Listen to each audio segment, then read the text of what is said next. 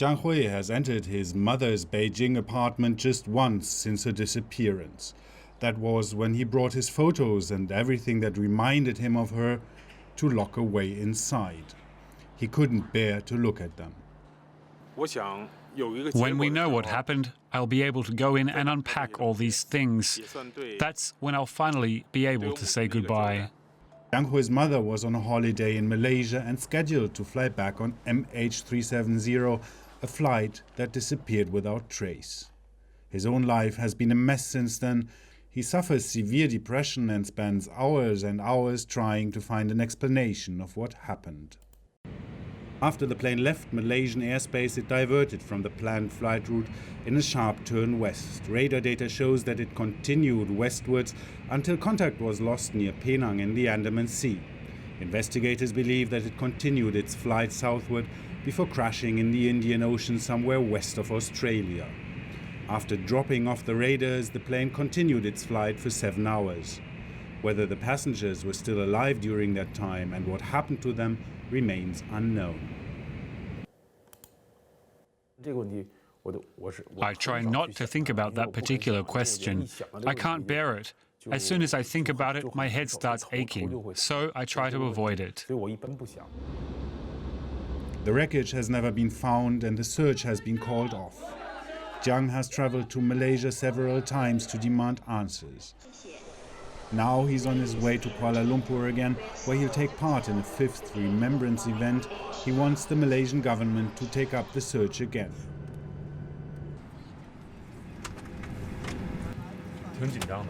I'm very nervous. Every time I board a plane, I'm nervous, especially when I'm on my way to Malaysia.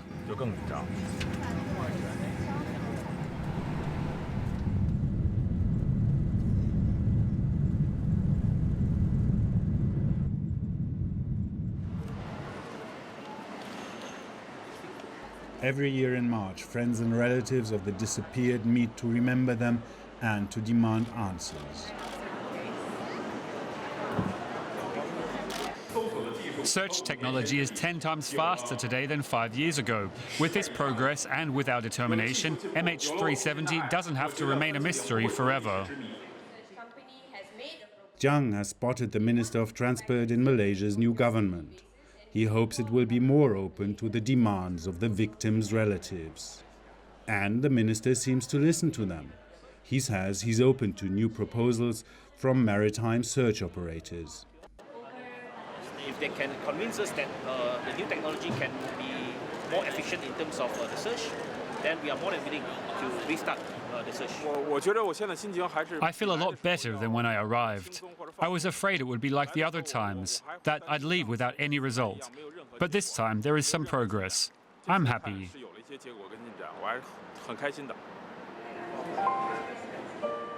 Jiang hopes he's now closer to the day when he'll be able to grieve inside his mother's apartment. DW's Mathias Bölinger, who filed that report, joins us now from Beijing. Mathias, you've spoken to the relatives of people who were on board flight MH370. How big is their hope that they will ultimately find out what happened to their loved ones? Well, they are not ready to give up that hope. They argue that technology has advanced a lot in the last 5 years. There are now companies that use underwater drones to do these searches, and they can search a lot bigger areas in a shorter time. So they think that they can find the wreckage, although the area where the wreckage might be is really big and it might take some years. That's what they also reckon. But the search for the missing plane, Mathias, was called off last May. What are the chances that the search mission will resume at some point?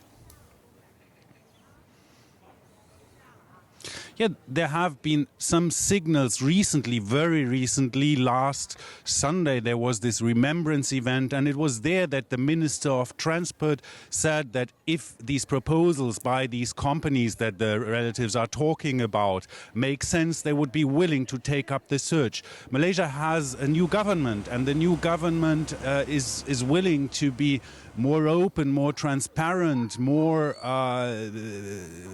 oriented towards its citizens than the old one. It wants to show it cares, and this is probably one of the signals they are sending, that they are willing to take the concerns of the relatives more seriously. It's a signal until now, it's not action yet, but there is hope. A lot of effort has been put into finding the wreckage, and there are many theories about the fate of MH370. What do we know for sure about what happened? Very little. We know the route, the supposed route. We know very well the first 2 hours what happened. There's radar data about that. And then there's satellite data that shows that it's been in the air for another 7 hours. We have no idea what happened on board. There are three theories. Kidnapping could be one possibility, or an extended suicide by the pilot or one of the pilots, like we've seen with the Germanwings flight in France some time ago. Or there might be a technical damage. What kind of technical damage, which one of these scenarios is the most probable, is very hard to say. And that is probably what the relatives, the biggest fear of the relatives, that they might never know what happened to their beloved ones. And this is a huge psychological pressure, and this is why they are pressuring to continue this search. Matthias, thank you so much. DW's Mathias Bölinger there in Beijing.